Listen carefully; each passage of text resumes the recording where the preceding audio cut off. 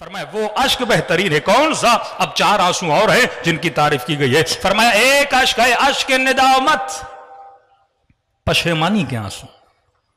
بندے نے گناہ کیا، پشیمان ہوا کہ پروردگارا اے کاش تیری دربار میں گستاخی نہ کرتا. فرمایا اس آنسوں کی اللہ کی دربار میں قیمت ہے، خریدتا ہے خدا. کہ چوتھے امام کا جملہ فرمایا گنہگار کا رونا خدا کو اپنے ملائکوں کی تسبیح سے زیادہ پسند ہے.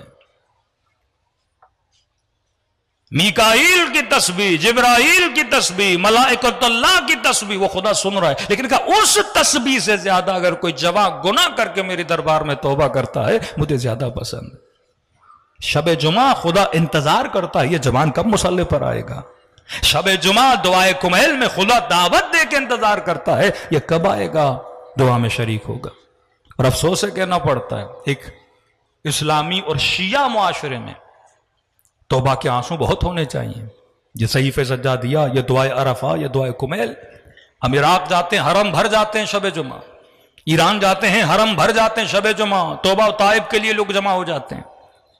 لیکن یہاں ساری فیسلٹیز دی جاتی ہیں، بسیں دی جاتی ہیں، کھانا دیا جاتا ہے، لیکن پھر بھی کسی کے اندر اتنی معرفت نہیں ہے.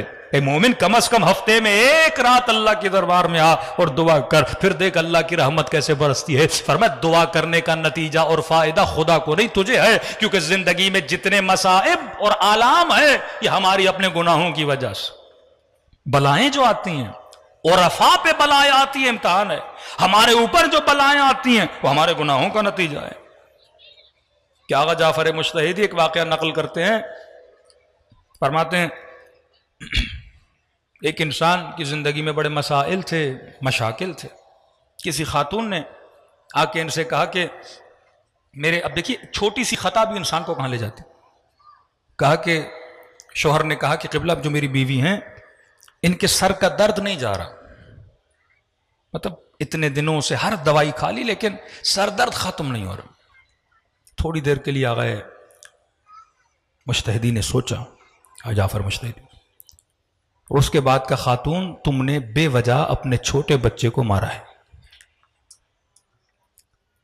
جس کے نتیجے میں تمہیں سر میں درد ہوا ہے. اب جا اس بچے کے دل سے جو رنجش ہے وہ نکال. وہ باپ کہتا ہے میں ماں کے ساتھ بچے کو لے گیا، 4 کھلونے دلائے، 4 چیزیں دلائیں. جب بچہ راضی ہوا اگلی رات اس خاتون کے سر کا درد کیا ہو گیا؟ ختم ہو گیا. بہت بڑے عالم دین تہران کے فرماتے ہیں مجالس پڑھتا تھا، ہمیشہ جب گھر دیر جاتا تو میں گھر والوں کو بتاتا تھا. اس زمانے میں ٹیلی فون اور یہ چیزیں نہیں تھیں. کہتے ہیں ایک دن مجھے بہت لیٹ ہو گئی، تقریباً رات کے 2:30-3 بج گئے، اور میرے بچے پریشان، بیوی گھر میں اکیلی تھیں، بچیاں چھوٹی تھیں. وہ اتنے پریشان ہو گئے کہ اللہ جانے کوئی حادثہ نہ ہو گیا ہو، کہیں پہ کوئی مسئلہ نہ پیش آیا ہو. 2:30 رات کے 3 بج گئے، آئے کیوں نہیں؟ کہتے ہیں وہ انہوں نے نہ کھانا کھایا نہ وہ سو پائے، یعنی ایک عجیب ڈپریشن اور ٹینشن میں پوری فیملی. کہ کیا ہوا، کوئی حادثہ، کوئی ایکسیڈنٹ تو نہیں ہوا؟ کہیں سے پتہ بھی نہیں لگ رہا، جناب کہاں ہیں؟ کہتے ہیں میں رات دیر پہنچا، 2:30 بجے 3 بجے، اور پہنچنے کے بعد میں نے فیملی سے ایکسکیوز بھی نہیں کیا کہ میری وجہ سے آپ پریشان ہوئے، میں آپ کو پیغام دے دیتا. میں نے یہ بھی نہیں بتایا مجھے دیر کیوں، کیونکہ تھکا ہوا تھا، سیدھا جا کے میں سو گیا. کہتے قبلہ میں سویا تقریباً 1 مہینے تک میری آنکھ میں تکلیف تھی. اور جب کسی عالم سے پوچھا اس تکلیف کی وجہ کیا ہے، کہ اس کی وجہ یہ ہے کہ تم نے اپنی فیملی کو یہ ڈپریشن، یہ ٹینشن، یہ پریشانی دی، اس کی بلا خدا نے تمہارے اوپر نازل کی. تبھی اہل بیت فرماتے ہیں اگر بلائیں بھی آئیں تو خدا کا شکر ادا کیا کرو. بلا مومن کے لیے ہے، اس بلا میں بھی نعمت ہے. کیونکہ اگر بلا نہ آئے، 3 چیزیں معصوم فرماتے اگر خدا زندگی میں نہ دیتا تو انسان کبھی اللہ کی عبادت نہ کرتا. کہ مولا کون سی 3 چیزیں؟ فرمایا ایک فقر، دوسرا بیماری، تیسرا موت. اگر انسان ہمیشہ امیر رہتا ہے، اللہ کی ضرورت کیا تھی؟ ہمیشہ صحت مند، تنومند، صحیح سالم رہتا، اسے اللہ کی کیا ضرورت تھی؟ اور ہمیشہ زندہ رہتا، فرمایا یہ کبھی بھی اللہ کی عبادت نہ کرتا. اللہ جان بوجھ کے فقیر بناتا ہے کبھی امیر کو، تاکہ اسے یاد تو آئے کوئی غنی مطلق بھی ہے. کبھی اسے بیماری دیتا ہے. اکڑ والا بندہ، تکبر والا بندہ اچانک ایسی بیماری میں مبتلا ہوتا ہے، ہاسپٹلائز ہو جاتا ہے، فوراً یا غیاث المستغیثین پرچیاں آ جاتی ہیں، مولانا بیمار ہیں ذرا دعا تو کرائیے. اور تیسری موت. بڑے بڑے بندوں کو اللہ کے قریب لے کر آ جاتی ہے. تو فرمایا اشک ندامت، پشیمانی کے آنسو یہ اللہ کی دربار میں قابل تعریف ہیں. جناب اور اشک ندامت توبہ کی امام حسین نے قبول کی، لیکن ایک بات یاد رکھنا، ندامت جتنی جلدی ہو بہتر ہے. ندامت میں اگر دیر کرو گے تو پشیمانی ہمیشہ کے لیے باقی رہے گی. امام حسین نے کئی لوگوں کو دعوت دی کہ آؤ کربلا میں میری مدد کے لیے، جن میں ایک حر جعفی نہیں گئے امام حسین کے کہنے پر، اور کربلا کا واقعہ رونما ہوا، اور جب عصر عاشور گزر گئی اور جب کربلا پہنچا لاشوں کو زمین پہ گرا ہوا دیکھا تو اپنا سر پیٹ رہا تھا، اے کاش میں حسین کی مدد کے لیے آتا. ندامت جتنی جلدی ہو بہتر.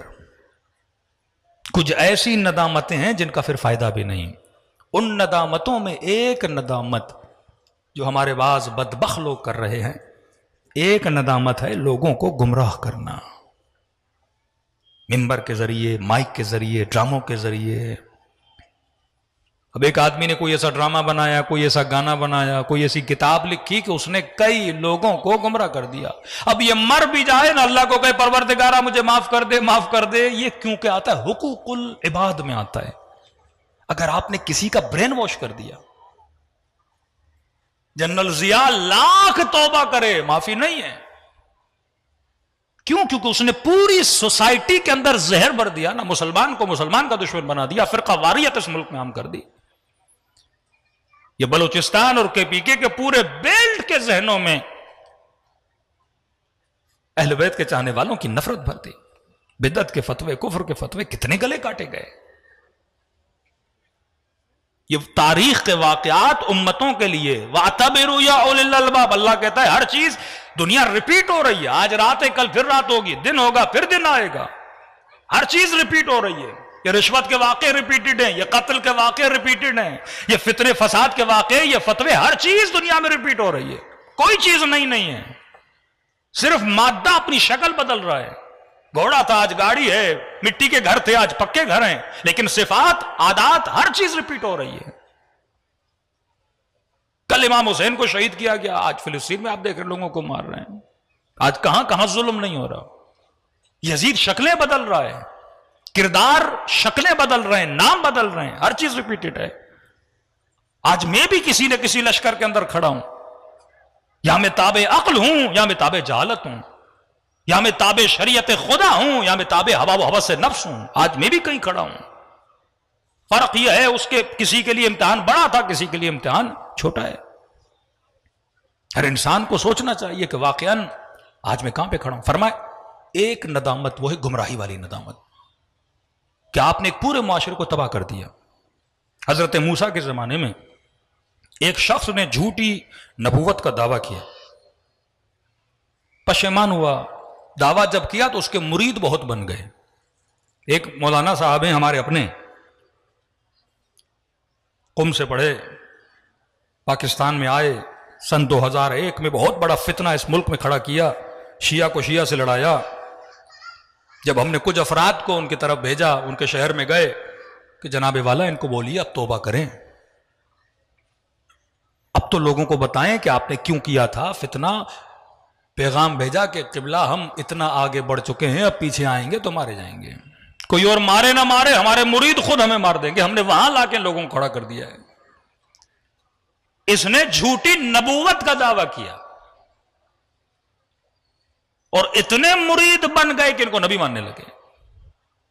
جب پشیمان ہوئے کہ بدبخت تم نے کون سا کام کیا ہے، آخرت اپنی تباہ و برباد کر دی، اور اللہ کے دربار میں توبہ کی کہ خدایا میں نے غلطی کی، مانتا ہوں. مریدوں کو بلایا اور مریدوں کو کہا کہ مجھ سے بہت بڑی غلطی ہو گئی، میں نبی نہیں ہوں، میں جھوٹا ہوں، میں نے جھوٹا دعویٰ کیا. اب مرید اپنے مرشد سے زیادہ پکے، کہنے لگے آپ کی انکساری ہے کہ آپ مان نہیں رہے، ہمیں تو آپ نبی لگتے ہیں. کہ بھائی میں نے جھوٹ بولا. کہ نہیں آپ کی تقویٰ ہے کہ آپ مانتے نہیں ہو کہ آپ نبی ہو، آپ ہو نبی. فوراً خدا نے حضرت موسیٰ پہ وحی نازل کی کہ موسیٰ اسے کہہ دے تب تک معاف نہیں کروں گا جب تک ان کو سیدھی لائن پہ نہیں لاتا. اسی معافی کا فائدہ کیا کہ آپ نے پورے معاشرے کو تباہ و برباد کر دیا. جو باعث بنتے ہیں اس معاشرے میں سودی نظام بڑھے، جو ایسے ادارے ایسے انسٹیٹیوٹ کھولتے ہیں جس سے فحاشی بڑھے، جس سے اوریانی بڑھے. کہ مولانا ہم ہیں تو شیعہ لیکن کیا کریں، ایڈورٹائزمنٹ کمپنی میں ہیں اور یہ کرتے ہیں اور وہ کرتے ہیں. میں نے کہا اگر آپ کی ایک ایڈورٹائزمنٹ سے، ایک ڈرامے سے 4 لوگ گمراہ ہوتے ہیں، قیامت تک گردن پکڑی رہے گی.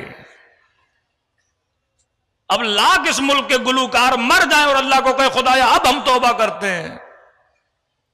بہت مشکل ہے ایک بندے کے لیے جس نے پورے دنیا کو اور ملک کو تباہ و برباد کیا گمراہی میں، اب آخری زندگی میں کہ توبہ کرتا ہوں. اپنی کیسٹس کتنی چلائے گا، کہاں کہاں تک اپنی غلاظت کو مٹائے گا. کہ جب تک کمپلیٹلی لوگوں کو اس گناہ سے پلٹا نہیں دیتے، اپنے پیغام کو اتنا ساؤنڈ نہیں پہنچاتے کہ میں نے گناہ کیا ہے. وقت کیونکہ بہت ہو چکا، باقی چیزیں کل. توبہ کرو تو فرمایا شرمندگی بھی چہرے پہ نظر آئے، اظہار چہرے پر ہو، غم چہرے پر ہو، اور